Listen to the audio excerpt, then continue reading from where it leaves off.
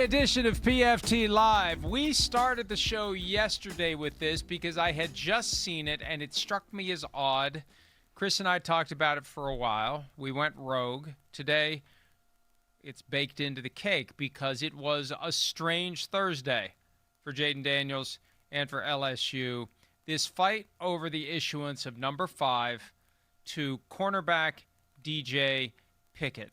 And I think it was a perfect storm of factors that came together here to cause this. Number one, I believe, and I'm not calling Brian Kelly a liar here, because Lord knows college football coaches always tell the truth, the whole truth, and nothing but the truth. But always, I believe Brian Kelly, while trying to reel in that fish, we got to reel in that fish. We got to get that recruit who's going to make our football team better, get me paid more money, right? Got to get that great player. Oh, he wants to wear number 5. Well, give him number 5. Well, sir, we've made a commitment to Jayden Daniels that we won't issue number 5. Well, why the hell did we do that? Well, we did it. Well, tell the kid he can wear number 5, and when he gets here, I'll just never bring it up, right? Say whatever you have to say to get the kid to sign. I'll worry about it later. So last year, when DJ Pickett shows up, under the impression he's been promised number 5, he didn't get number 5. Well, now that Brian Kelly's gone and the new coach has someone he can blame it on, Lane Kiffin's like, hey, promise is a promise. They promised this kid number 5. Well, they also promised to not use Jayden Daniels number 5. You can't pick and choose which promise you're going to honor. That's the whole problem. We made 2 conflicting promises. Yeah, you're going to honor one of them. Last year, you honored the promise to Jayden Daniels. This year, you're honoring the promise to DJ Pickett. You're honoring your promise at the expense of the other promise that you made. That's why you shouldn't do this, especially in the NIL era. College football programs, do not retire jerseys. Do not set aside jerseys. Don't do it, because you never know who that recruit that you must have is that's going to say, sorry, I'm not coming to your school unless I can wear my number, which is exactly what happened. And then you throw on top of it all of that, and you throw on top of it that they misread how Jayden Daniels was going to react to it. Jayden's cool. Jayden's not going to get upset about this. It's not going to be an issue. It's not going to be a problem. We'll just do it like we did at the DJ Pickett last year. We'll just do it. And then the shit hits the fan. Jayden Daniels, they send the letter, cease and desist using my NIL.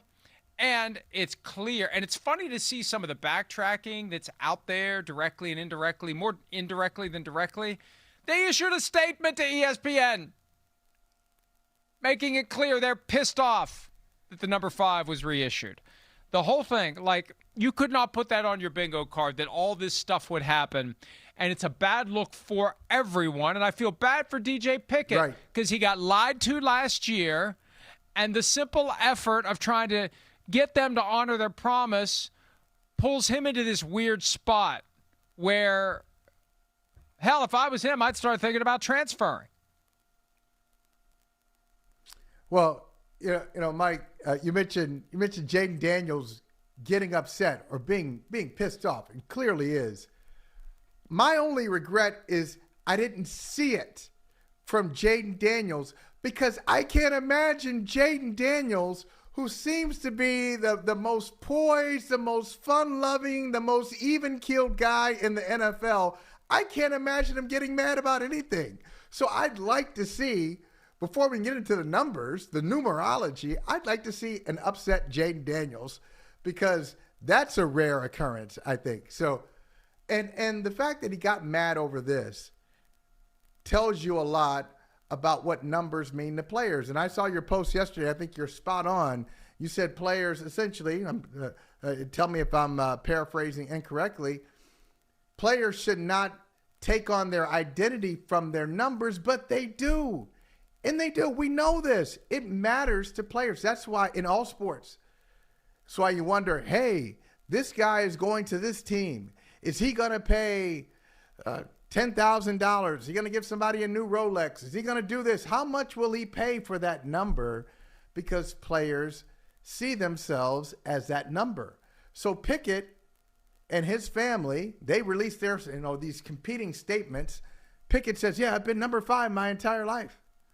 And I'm sure Jayden Daniels can come back, hey, I was number 5 at Arizona State, and I was number 5 at LSU, and number 5 now with the, and so you just go back and forth with this.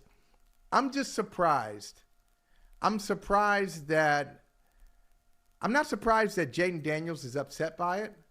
I'm surprised that he used the word disrespected.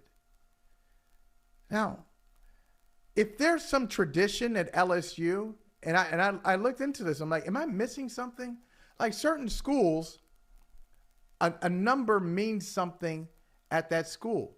Like at Penn State, number 11. I know Abdul Carter wore it, Micah Parsons wore it. Like there's something for that about that number. Ohio State, I think it was 36 with Chris Spielman. That linebacker, kind of like that linebacker number. Number 1 for some schools. But that doesn't exist at LSU. I think if you win the Heisman, they give you some respect. But Joe Burrow won the Heisman and the national championship. Jayden Daniels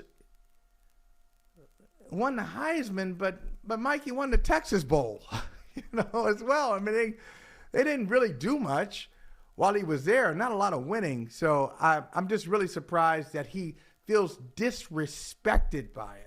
I think that's strong.